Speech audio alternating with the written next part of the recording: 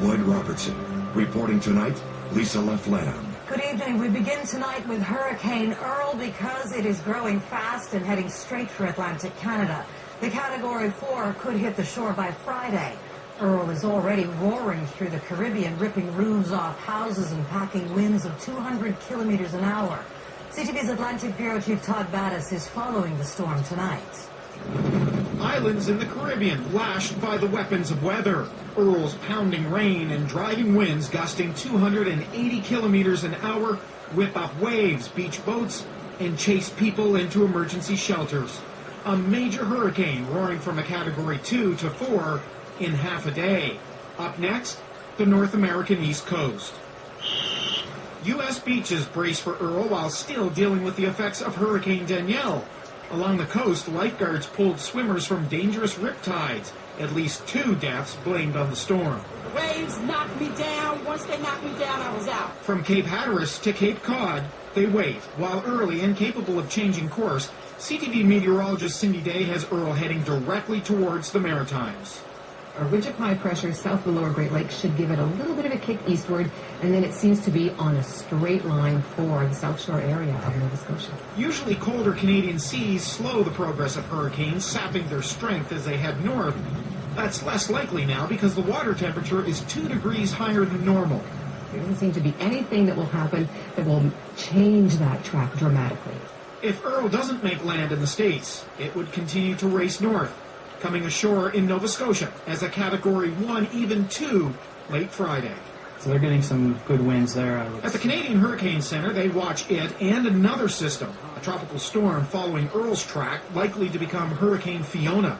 You just look at the cloud patterns in the tropics. There seems to be this, just a train of tropical cyclones trying to form there. As summer draws to a close, the storm season heats up, with an unwanted visitor for the long weekend.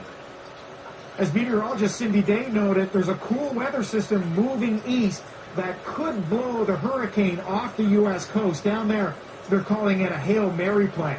Well, that play could put Earl in a direct line with Nova Scotia. Lisa? A rough week ahead, all right, Todd. Well, Earl is not the only weather system moving through.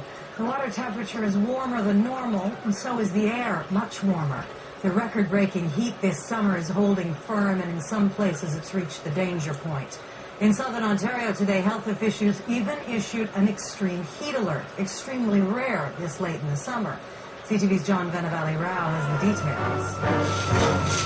To give you a sense of how hot it's been in southern Ontario, we took a stroll through a pumpkin patch, where they are seeing something they've never seen in August.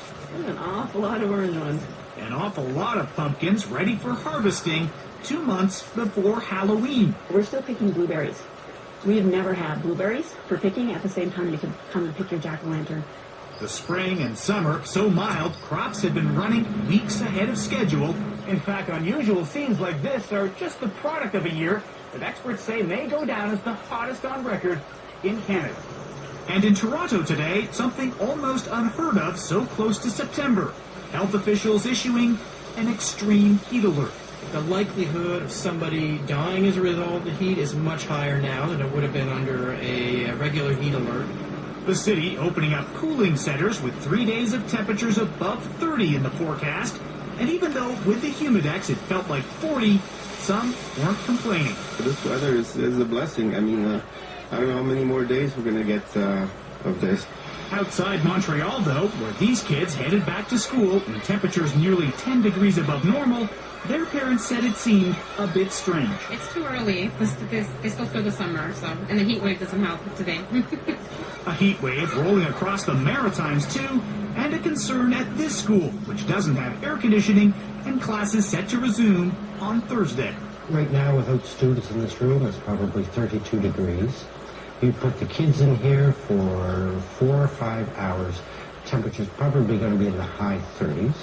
Meanwhile, as for those early pumpkins, they should be fine, as long as the weather stays relatively dry until Halloween. John Venevalley-Rao, CTV News.